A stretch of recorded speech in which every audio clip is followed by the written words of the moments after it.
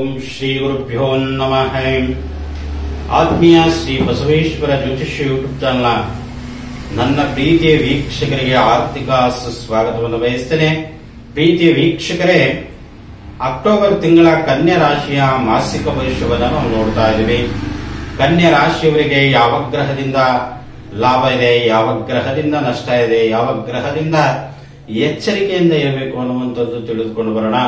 ಮೊದಲನೆಯದಾಗಿ ಅಕ್ಟೋಬರ್ ತಿಂಗಳಲ್ಲಿ ನವರಾತ್ರಿ ಹಬ್ಬ ಬರ್ತಾ ಇದೆ, ಶರನ್ನವರಾತ್ರಿ ಹಬ್ಬ ಬರ್ತಾ ಇದೆ, ಆಯುಧ ಪೂಜೆ ಬರ್ತಾ ಇದೆ, ವಿಜಯದಶಮಿ ಹಬ್ಬ ಬರ್ತಾ ಇದೆ. ತಮ್ಮೆಲ್ಲರಿಗೂ ಕೂಡ ವಿಜಯದಶಮಿ ಹಬ್ಬದ ಆರ್ಥಿಕ ಶುಭಾಶಯಗಳನ್ನು ಕೋರುತ್ತಾ, ಪ್ರಥಮವಾಗಿ ಅಕ್ಟೋಬರ್ ತಿಂಗಳಲ್ಲಿ ಕನ್ಯಾ ರಾಶಿಯವರಿಗೆ ಗ್ರಹ ಪರಿಸ್ಥಿತಿಯನ್ನ ನೋಡ್ಕೊಂಡು ಬರೋಣ. ಮೊದಲನೇದಾಗಿ ಕನ್ಯಾ ರಾಶಿಯವರಿಗೆ ಲಗ್ನದಲ್ಲೇ ಕೇತು ಇದ್ದಾನೆ, ತನ್ನ ಸ್ವಕ್ಷೇತ್ರದಲ್ಲಿ ಕೇತು ಇದ್ದಾನೆ. ಸ್ವಕ್ಷೇತ್ರದಲ್ಲೆಲ್ಲ ಆದರೂ ಕೂಡ ಅಲ್ಲಿ ಕನ್ಯಾ ರಾಶಿಯಲ್ಲಿ ಸ್ಥಿತನಾಗಿರುವುದರಿಂದ, ಜೊತೆಗೆ ಕುಟುಂಬದಲ್ಲಿ ರವಿ ಬುಧ ಸ್ಥಿತನಾಗಿದ್ದಾರೆ. ತೃತೀಯದಲ್ಲಿ ಭಾತೃವಿನ ಸ್ಥಾನದಲ್ಲಿ ಶುಕ್ರ ಸ್ಥಿತರಾಗಿದ್ದಾರೆ. ಜೊತೆಗೆ ಷಷ್ಠ ಭಾವದಲ್ಲಿ ಶನಿ ಸ್ಥಿತರಾಗಿದ್ದಾರೆ. ಸಪ್ತಮ ಭಾವದಲ್ಲಿ ರಾಹು ಸ್ಥಿತರಾಗಿದ್ದಾರೆ. ನವಮ ಭಾವದಲ್ಲಿ ಗುರು ಸ್ಥಿತರಾಗಿದ್ದಾರೆ. ನಾವು ನೋಡ್ತಾ ಹೋದ್ರೆ ದಶಮ ಭಾವದಲ್ಲಿ ಕುಜ 20ನೇ ತಾರೀಕುವರೆಗೂ ಕೂಡ ಇರ್ತಾನೆ. ನಂತರ ಲಾಭದಲ್ಲಿ 20ನೇ ತಾರೀಕು ನಂತರ ಲಾಭದಲ್ಲಿ ಕುಜ ಬರ್ತಾನೆ. ಒಟ್ಟಾರೆಯಾಗಿ ನಾವು ಗ್ರಹಗಳ ಪರಿವರ್ತನೆಯನ್ನು ನೋಡ್ಕೊಂಡ್ವಿ. 6ನೇ ಮನೆಯಲ್ಲಿ ಶನಿ ಇರುವುದರಿಂದ ಏನೇನು ಲಾಭಗಳನ್ನು ಕೊಡ್ತಾನೆ ಅನ್ನುವಂಥದ್ದು. ಸಂಪೂರ್ಣವಾಗಿ ಶನಿ ಅನುಗ್ರಹವಿರುತ್ತದೆ ಅಂತ 3, 6, 9, 11ನೇ ಸ್ಥಾನಗಳಲ್ಲಿದ್ರೆ ಶನಿ ಸಂಪೂರ್ಣವಾಗಿ ಅನುಗ್ರಹವನ್ನು ಮಾಡ್ತಾನೆ ಅಂತ. ಆದ್ರಿಂದ ಅದು ಭಾತೃವಿನ ಸ್ಥಾನದಲ್ಲಿ ತನ್ನ ಮಿತ್ರನ ಕ್ಷೇತ್ರದಲ್ಲಿ ಶುಕ್ರ ಇರುವುದರಿಂದ ಸಾಧಾರಣವಾಗಿ ಎಲೆಕ್ಟ್ರಿಕಲ್ ಉತ್ಪಾದನೆ ಮಾಡುವಂತಹ ವಿಚಾರದಲ್ಲಾಗಿರ್ಬೋದು, ಅಥವಾ ಸಿಮೆಂಟ್ ಉತ್ಪಾದನೆಯಲ್ಲಿ ಆಗಿರಬಹುದು, ಅಥವಾ ಕೈಗಾರಿಕೆ ಉದ್ಯಮದಲ್ಲಾಗಿರಬಹುದು, ಅಥವಾ ಪ್ರಿಂಟಿಂಗ್ ಅಂಡ್ ಸ್ಟೇಷನರಿ ಆಗಿರಬಹುದು, ಇಂಥದ್ರಲ್ಲಿ ಬಹಳ ಉತ್ತಮ ಫಲವನ್ನ ತಾವು ಕಾಣ್ತೀರಾ ಅಂತ. ಷಷ್ಠದಲ್ಲಿ ಶನಿ ಇರುವುದರಿಂದ ಸಂಪೂರ್ಣವಾಗಿ ಅನುಗ್ರಹವಿದೆ. ಅದು ಸ್ವಕ್ಷೇತ್ರದಲ್ಲಿ ಶನಿ ಇರುವುದರಿಂದ ಸಂಪೂರ್ಣವಾಗಿ ಕನ್ಯಾ ರಾಶಿಯವರಿಗೆ ಅನುಗ್ರಹವನ್ನ ಮಾಡ್ತಾನೆ ಅಂತ.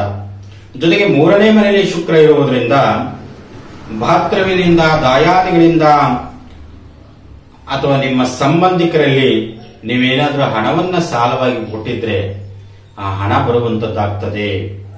ಅಥವಾ ಬಂಧು ಮಿತ್ರರಿಗೆ ನೀವು ಏನಾದರೂ ಕೊಟ್ಟಿದ್ರೆ, ನಿಮ್ಮ ಅಣ್ಣಂದರಿಗೋ, ನಿಮ್ಮ ತಮ್ಮಂದರಿಗೋ, ಅಥವಾ ನಿಮ್ಮ ದೊಡ್ಡಪ್ಪನಿಗೋ, ನಿಮ್ಮ ಚಿಕ್ಕಪ್ಪನಿಗೋ, ಅಥವಾ ನಿಮ್ಮ ಅಕ್ಕನಿಗೋ, ನಿಮ್ಮ ಭಾವನಿಗೋ ನೀವು ದುಡ್ಡು ಕೊಟ್ಟಿದ್ರೆ ಸಂಪೂರ್ಣವಾಗಿ ಅಕ್ಟೋಬರ್ ತಿಂಗಳಲ್ಲಿ ದುಡ್ಡು ವಾಪಸ್ ಬರುವಂತ ಕೆಲಸವನ್ನ ಆಗ್ತದೆ ಅಂತ. ಇನ್ನ 9ರಲ್ಲಿ ಗುರು ಇರುವುದರಿಂದ ಸಂಪೂರ್ಣವಾಗಿ ನಿಮಗೆ ಗುರುಬಲ ಇದೆ. ಆದ್ರೂ ಕೂಡ ಅರ್ಧದಷ್ಟು ಕೆಲಸ ಮಾತ್ರ ಆಗ್ತಾ ಇದ್ದಾವೆ. ಯಾಕೆ ಅಂತಂದ್ರೆ, ಗುರು ತನ್ನ ಶತ್ರುವಿನ ಮನೆಯಲ್ಲಿ, ಶುಕ್ರ ಮನೆಯಲ್ಲಿ ಸ್ಥಿತನಾಗಿರುವುದರಿಂದ ಅರ್ಧದಷ್ಟೇ ಪ್ರಮಾಣದಲ್ಲಿ ಫಲವನ್ನ ಕೊಡ್ತಾನೆ ಅಂತ. ಯಾರಾದ್ರೂ ನಾವು ನಮ್ಮ ಹಿತಶತ್ರುಗಳ ಮನೆಗೆ ಹೋದ್ರೆ ನಾವೇನಾದ್ರೂ ಅಲ್ಲಿ ಕೆಲಸ ಮಾಡ್ತೀವೇನು? ಮಾಡಲ್ಲ,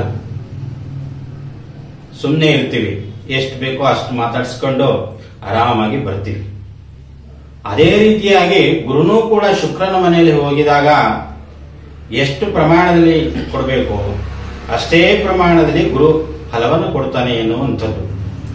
ಇನ್ನ ಸಪ್ತಮದಲ್ಲಿ ರಾಹು ಇರುವುದರಿಂದ ಷೇರು ಮಾರುಕಟ್ಟೆಯಲ್ಲಿ ಅಥವಾ ವೈದ್ಯಕೀಯ ಯಂತ್ರೋಪಕರಣಗಳಲ್ಲಿ ಸ್ವಲ್ಪ ಪ್ರಮಾಣದಲ್ಲಿ ಏರುಪೇರು ಆಗುತ್ತೆ.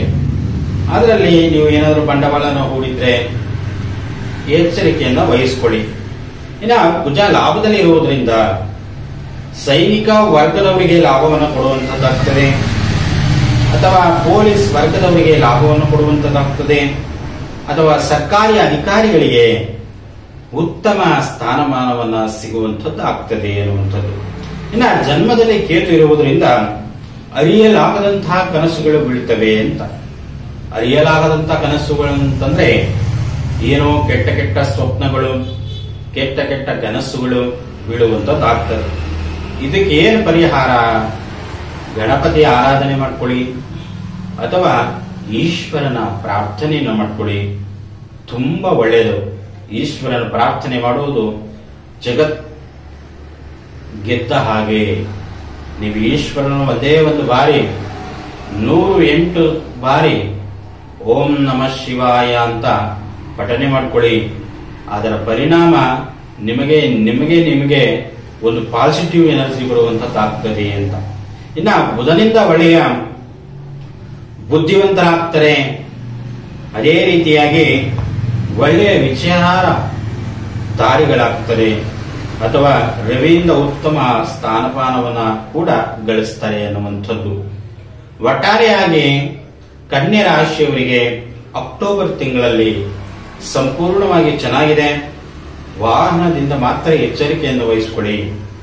ಏಕೆಂತಂದ್ರೆ ವಾಹನ ಓಡಿಸುವಾಗ ಬಹಳ ಎಚ್ಚರಿಕೆಯಿಂದ ವಹಿಸಿಕೊಂಡು ವಾಹನವನ್ನು ಓಡಿಸಿ. ತಮ್ಮೆಲ್ಲರಿಗೂ ಕೂಡ ನಮಸ್ಕಾರಗಳು.